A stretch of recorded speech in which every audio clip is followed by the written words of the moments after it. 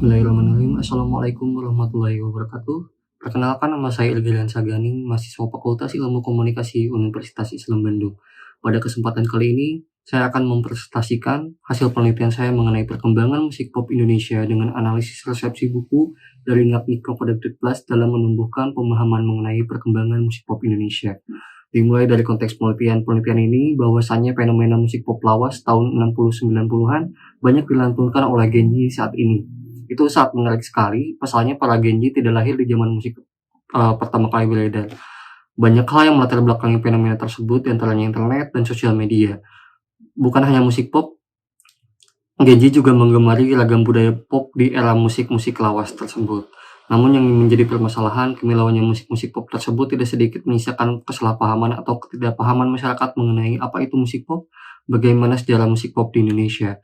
Karena bagaimanapun, untuk dapat lebih memahami musik populer Indonesia, ada baiknya kita perlu memeriksa kembali berbagai konteks yang ada di sekitarnya. Dengan begitu, kita akan dapat melihat berbagai macam hal di balik kemilauannya panggung serta spektakulernya musik pop di Indonesia. Terlebih lagi, kita juga dapat menempatkan kembali musik populer Indonesia sebagai bagian dari praktik dan hidup keseharian masyarakat Indonesia. Oleh karena itu, ketimbang hanya menjadi catatan sejarah musik populer Indonesia yang kronologis, melalui penelitian ini penulis berharap bisa menjadi semacam pintu masuk untuk mengenal lebih lanjut berbagai konteks, seperti sosial, komunikasi, budaya yang turut membentuk kesejarahan musik populer Indonesia dari masa ke masa.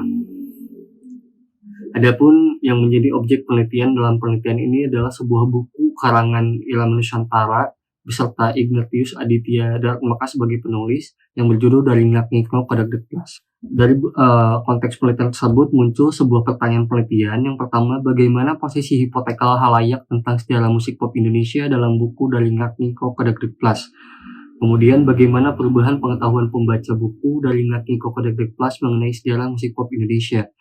Kemudian yang ketiga, bagaimana perubahan sikap pembaca setelah membaca buku Dari Ngagni Productive Plus. Penelitian ini menggunakan paradigma konstruktivisme dengan metode kualitatif dan pendekatan analisis resepsi. Adapun pembahasan dari hasil penelitian tersebut, yang pertama, pada pertanyaan penelitian posisi hipotekal pembaca mengenai pemahaman informan mengenai sejarah dan perkembangan musik pop Indonesia. Pada posisi hipotekal ini, semua pembaca berada pada posisi dominan. Artinya semua pembaca atau informan menyetujui apa yang dibahas pada buku tersebut dan terhegemoni oleh suatu bacaan yang dihasilkan oleh buku tersebut. Tidak ada satupun informan atau pembaca yang berada pada posisi negosiasi atau posisi oposisi. Kemudian, pada pertanyaan kedua, bagaimana perubahan sikap pembaca dalam hasil penelitian yang penulis lakukan? Berdasarkan hasil wawancara peneliti dengan semua informan, keempat informan setuju bahwa buku Dari Ngagni Productive Plus dapat merubah sikap dan pandangan mengenai sejarah dan perkembangan musik pop Indonesia dengan berbagai tanggapan setiap informan mengenai pembahasan. Mereka mengamini bahwa buku tersebut menggugah sikap mereka untuk mendalami musik lama, khususnya musik pop atau musik populer.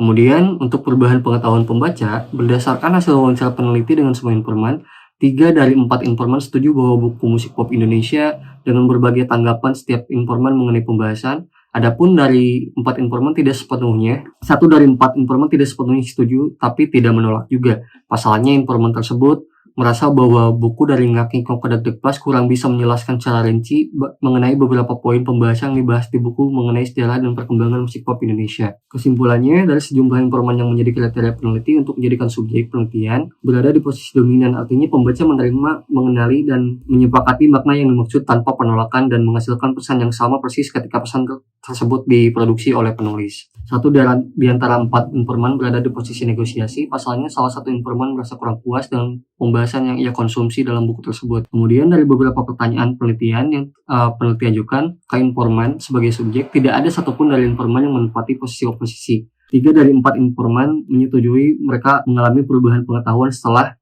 membaca buku tersebut dengan berbagai pembahasan yang ada di dalamnya. Kemudian, semua informan mengaku mengalami perubahan sikap setelah membaca buku tersebut, seperti menambah rasa suka terhadap musik pop Indonesia dalam hal memperteguh identitas penyuka musik pop, merasa tervalidasi sebagai penyuka musik pop. Sekian yang bisa saya presentasikan, semoga berkenan. Terima kasih. Wassalamualaikum warahmatullahi wabarakatuh.